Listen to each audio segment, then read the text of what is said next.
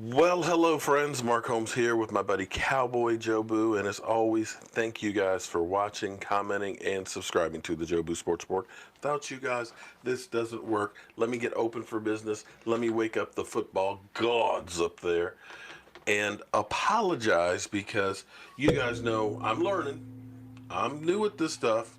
I'm old and technology challenged. Oh, Lordy. Wake up, guys. Um, I hate updates. I hate change.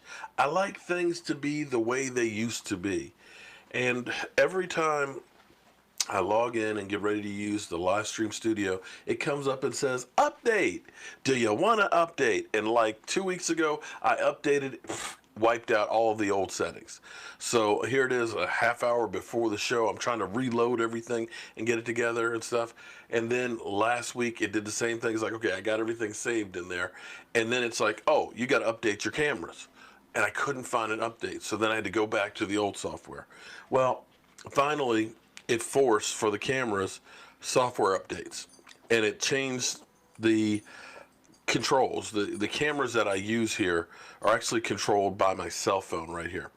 And so all the settings and everything else for the sound and everything else and moving the cameras around, that's why you'll see me kind of going like this, because it's actually a touchscreen cell phone that I'm using to control it. So my mixing board and everything goes into it. Well, when it updated the software, it changed because they added some new features for the sound and all that, and it went back to the factory settings, which blew people's eardrums. So I apologize for anybody that I've hurt. Most of the times I'm so busy that there's no script, there's nobody else to go through and edit this stuff. It just literally gets recorded and zoom up. Every time I bring somebody in to do an interview and things, they're like, okay, well, let me know when you finish editing. I'm like, as I'm talking to them when I'm done, I'm like, it's already uploading. And they kind of scratch their head because it's just like, I'm one and done. One take and it's out of here. And hopefully when it hits the wall, it sticks. But anyway, I was talking about our Dallas Cowboys on the video, so I erased it, so we're going to start all over. There's an old saying, I don't know if it's old or not, but maybe it's a wrestling saying. To be the man, you got to beat the man. Is that's a wrestling saying, wasn't it? Was that the Nature Boy? You watch wrestling? Okay. To be the man, you got to beat the man. If someone said, I don't remember. Yeah, somebody in wrestling. So maybe it's not an old saying. It's just a saying. Yeah, okay. If you want to be the best, you got to beat the best. Let's put it that I way. think it was Ric Flair that said that. Yeah, the Nature Boy. Woo! Not the original. Ric Flair Ric Flair's not the original Nature Boy. with the white hair. He's not the original. Who's the original Nature Boy then? That's the only person. It's a gimmick for somebody else. Okay, well, he took it and ran with it and made it his own then. He did. Okay, all right. Well, anyway, Ric Flair, I think, was the one. You want to be the man, you got to beat the man. I think it was Ric Flair. So as we sit here 139 days, 3 hours, 27 minutes, and 30 seconds away from kickoff of the 2019 season, the Dallas Cowboys need to beat the man. No, they don't. And we've got the schedule that's kind of rough. You know, as I've looked through it, and sitting there thinking about it, it starts off on the easier side. And if we do not, and I mean if we do not start off good or well or whatever you want to call it, we're going to be in trouble because we've got the cake part of our schedule first half. Now, understand this now. Now, that's as it is at this moment. If you go through, Pro Football Focus has their schedule rankings right now, and they say the Raiders have the worst schedule at 82. And they have the disadvantage of playing 49 days between home games. They got a game in London and stuff. And of course, with them being Oakland moving to Las Vegas, they are not exactly as loved at home anyway. So that may not necessarily be a disadvantage. It's kind of like the Chargers. I don't know that the Chargers have a home field advantage now that they're in LA, considering they only get about 20, 25,000 fans when they're winning. But be that as it may, they have the Dallas Cowboys at just 0.1% below the Raiders schedule. We start out, we got the New York Giants, the Redskins, the Dolphins. That's three teams that are under 500. If you don't win those first three, then we got problems. Then, of course, we play the Saints. We got the Green Bay Packers. We got the New York Jets. And then we got the Eagles. And then we got the Giants. You really need to come out of those first half of games, at least 6-2, if not 7-1, because it gets harder from there. Because you got the Vikings, of course, it's Kirk Cousins, and Kirk Cousins is 5-1 against the Cowboys, and I think 0-4 against Dak. You got the Lions, which you should be able to win on that one. But then you got New England. In New England in November. You got the Bills on Thanksgiving. You should be able to take care of that. Then you got Chicago. You got the Rams. You got the Eagles. And you got the Redskins. So you want to start off strong. You can't be coming to the mic weak. Now, I will say this much. That's as it stands now because we're looking back, because you don't really know the future. You can't. That's the great thing about football. You've got these guys that you're looking at and, in the draft next week. You look at that guy and say, man, that guy was fantastic in college. Did you see him in the combine? His stuff was incredible. He is a workout warrior. And then you get to the NFL and can't bust a grape.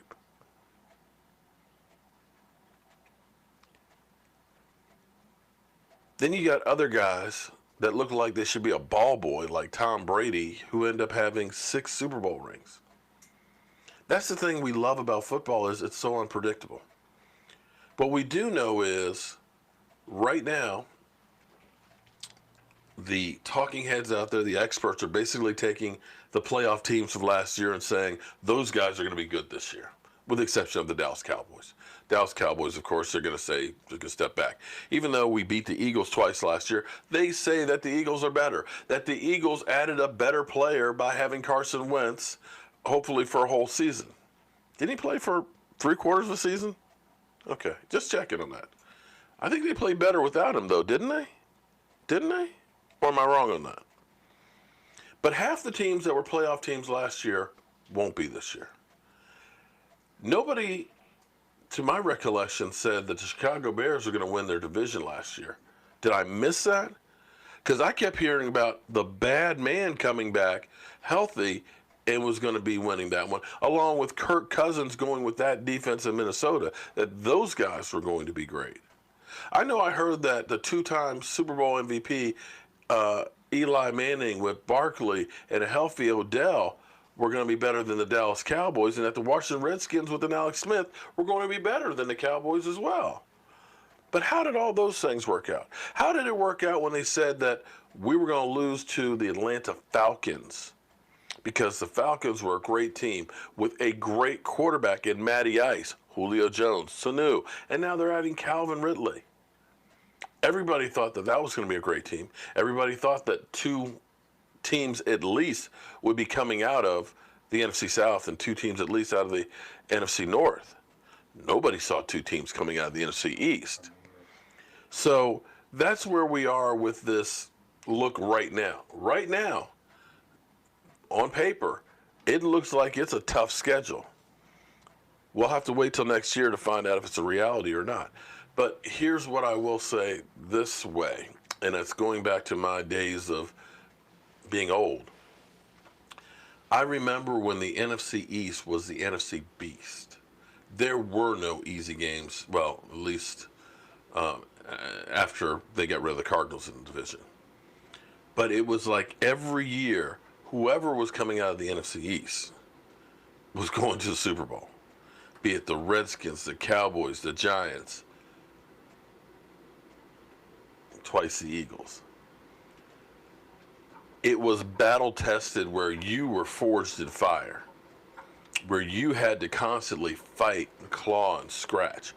And in a way, I prefer that. Now, New England's got it made because they got basically 6 gimme games in their division because nobody's ever worth jack there. But I would rather have to battle, fight, claw, and play good opponents and be battle tested going into this run.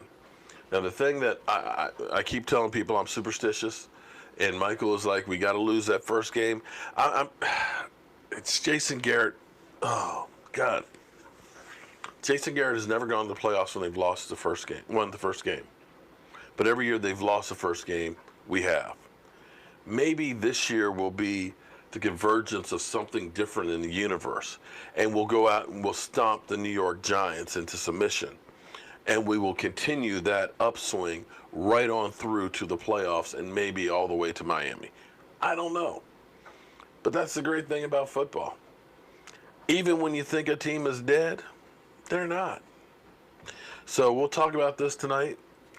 We'll be live streaming at 9 o'clock Eastern. I hope you guys join in, and hopefully I don't have any more bugs. I'm going to go through, check out the system and stuff from the reset of the software, and hopefully I won't hurt anybody's eardrums.